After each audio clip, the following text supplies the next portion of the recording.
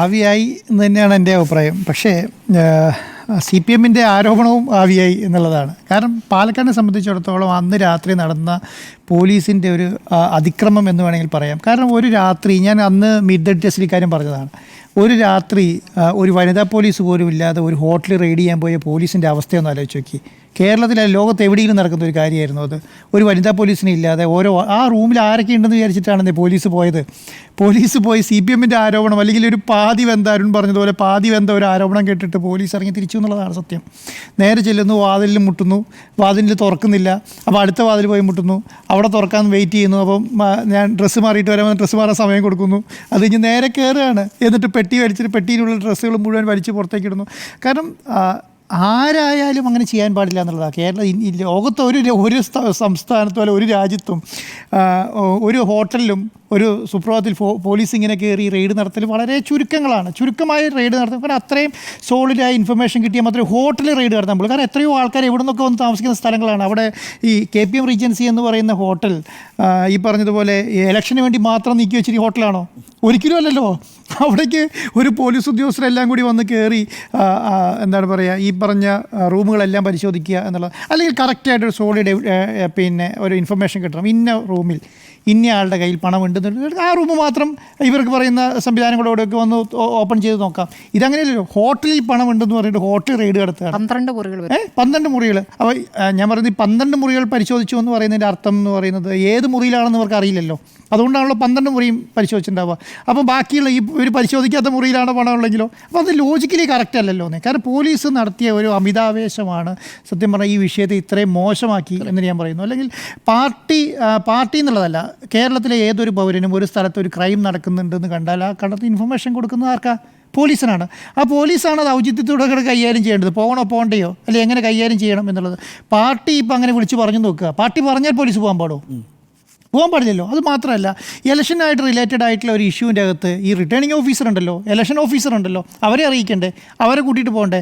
അപ്പം ഈ റെയ്ഡ് നടത്തി ഷാനിമോൾ ഉസ്മാൻ്റെയും ബിന്ദു കൃഷ്ണൻ്റെയൊക്കെ റൂമിലേക്ക് ഒരു മണിക്കൂർ കഴിഞ്ഞ് കയറി വരുന്ന റിട്ടേണിംഗ് ഓഫീസറോട് ചോദിക്കുമ്പോൾ അദ്ദേഹം പറയുന്നത് എന്താണെന്നറിയോ?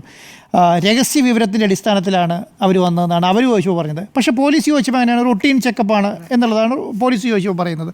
അപ്പം ഈ രഹസ്യ വിവരത്തിൻ്റെ അടിസ്ഥാനം എങ്ങനെയാണ്? ഈ ആര് കൊടുത്ത രഹസ്യ? പോലീസ് റിട്ടേണിംഗ് ഓഫീസർക്ക് കൊടുത്ത രഹസ്യ വിവരമാണ് ഇതിൻ്റെ അകത്ത്. ഇങ്ങനെ അല്ലാതെ പാർട്ടി കൊടുത്ത രഹസ്യ വിവരമല്ല.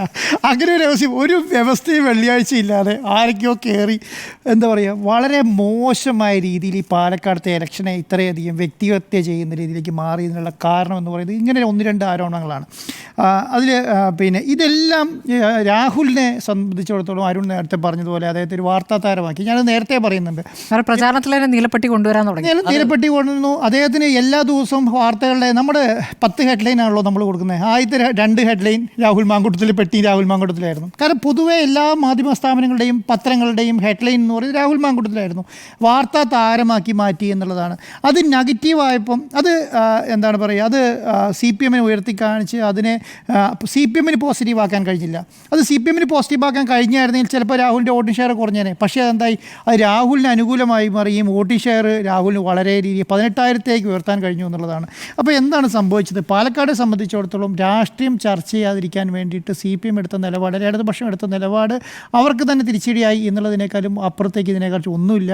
അത് മാത്രമല്ല, ട്രോളി പോലെ എന്താണ് 1 കോടി എത്രയാ 4 കോടി അല്ലേ, 4 കോടിയാണ് പറഞ്ഞതല്ലേ? ഇല്ല, 50 ലക്ഷം എന്ന് പറഞ്ഞു, 1 കോടി എന്ന് പറഞ്ഞു. അല്ല, ആദ്യം 4 കോടിയായിരുന്നു, പിന്നെ 40 ലക്ഷമായി, പിന്നെ 25 ലക്ഷമായി, പിന്നെ കൂടുതൽ ഏകദേശം കണക്കാക്കിയിട്ട് അതിനനുസരിച്ച് പറയാൻ തുടങ്ങി എന്നുള്ളതാണ്.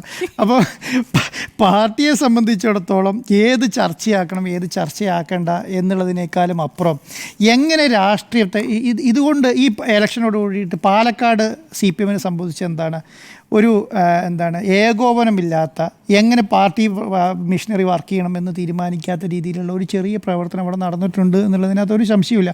അതുകൊണ്ട് അവർ എന്ത് സ്ട്രാറ്റജിയാണോ ഉപയോഗിച്ചത് ആ സ്ട്രാറ്റജി അവർക്ക് തന്നെ തിരിച്ചടി. പക്ഷേ നേരെ തിരിച്ച് അങ്ങനെയല്ല. നേരെ തിരിച്ച് ചേലക്കരയിൽ എന്താ സംഭവിച്ചത്? ചേലക്കരയിൽ അവിടെ രാഷ്ട്രീയം ചർച്ച ചെയ്തു. അവിടുത്തെ വിരുദ്ധ വികാരം ഉണ്ടെങ്കിൽ അത് ചർച്ച ചെയ്തിട്ടുണ്ടാവും. അവിടെ എല്ലാ കാര്യങ്ങളും ചർച്ച ചെയ്തു. അവിടെ സത്യം പറഞ്ഞാൽ CPM-ന് തിരിച്ചടി കിട്ടിയിട്ടില്ല എന്ന് വിശ്വസിക്കുന്ന ഒരാളാണ് ഞാൻ. അങ്ങനെ കേരളത്തിലെ ഒരു ഭരണവിരുദ്ധ വികാരമായിരുന്നു ചർച്ച ചെയ്തെങ്കിൽ അത് ഏറ്റവും കൂടുതൽ ചർച്ച ചെയ്ത സ്ഥലം ചേലക്കരയാണ്. അവിടെ അങ്ങനെ. പക്ഷേ ആ ഒരു ആംഗിൾ തന്നെ ശരിക്കും പാലക്കാട് വരെ എടുത്താൽ മതിയായിരുന്നു. കാരണം ചർച്ച ചെയ്യാനുള്ളത് മുഴുവൻ, കാരണം കേരളം ഭരിച്ചിരിക്കുന്ന, കാരണം കഴിഞ്ഞ 8 വർഷമായിട്ട് കേരളം ഭരിക്കുന്ന സർക്കാരല്ലേ എന്ന്, അവർക്ക് ജനങ്ങൾക്ക് സംസാരിക്കാനുള്ള കാര്യങ്ങൾ ചർച്ച ചെയ്യാനുള്ള പൊതുവേദി ഉണ്ടാക്കി കൊടുക്കുകയായിരുന്നു CPM ചെയ്യേണ്ടിയിരുന്നത്. അവിടെ ചർച്ച ചെയ്താൽ ഈ പറയുന്ന ഒരു പ്രശ്നങ്ങളും ഉണ്ടാവില്ലായിരുന്നു. അങ്ങനെ ആ സമയത്ത് എന്താണ്, നല്ല ഒരു വാർത്താ താരമായി ഈ പറഞ്ഞ നമ്മുടെ സരിൻ വന്നതാണ്. ആ സരിനെയും ഈ പറഞ്ഞ ട്രോളിയിലെല്ലാം കൂടി പെട്ട് സരിന് പോട്ടെ. കോൺഗ്രസിൽ നിന്നും സരിനെ കിട്ടിയതോടുകൂടി തന്നെ പിന്നെ കോൺഗ്രസ് ആയി മുഖ്യ ശത്രു എന്ന അതെ, അല്ല, അവർക്കൊരു അപ്പർ ഹാൻഡ് വന്നിരുന്നു. അവർക്കൊരു അപ്പർ ഹാൻഡ് CPM ആ തുടക്ക സമയത്ത് ഒരു അപ്പർ ഹാൻഡ് കിട്ടിയിരുന്നു. ഒരു പുതിയ സ്ഥാനാർത്ഥിനെ കിട്ടി അവർക്ക് ചർച്ച ചെയ്യുന്ന സ്ഥാനത്തിലേക്ക്. അതെല്ലാം സത്യം പറയാം ഈ 3-4 ആരോപണങ്ങളിൽ പെട്ട് നഷ്ടപ്പെട്ടു എന്നുള്ളതാണ്. പക്ഷേ അവസാനമായപ്പോഴത്തേക്ക് എന്ത് സംഭവിച്ചു? ഇപ്പോൾ ഇലക്ഷൻ്റെ അവസാന സ്റ്റേജിലേക്ക് സരിനില്ല, കൃഷ്ണകുമാറില്ല, പെട്ടി ട്രോളി, പിന്നെ കത്ത് വിവാദം, ആ വിവാദം, ഈ വിവാദം, രാഹുൽ മാങ്കൂട്ടത്തിൽ പ്രശ്നം തീർന്നു. ഇതിൽ മാത്രം എത്തിയ അവസാനം എന്നുള്ളതാണ് സത്യം. അപ്പം പാലക്കാടത്തെ സ്ട്രാറ്റജി സത്യം പറഞ്ഞാൽ ടോട്ടലി പൊളിഞ്ഞു. ആ പൊളിഞ്ഞ കൂടെ പെട്ടിയും പൊളിഞ്ഞു എന്നുള്ളതാണ് എൻ്റെ അഭിപ്രായം.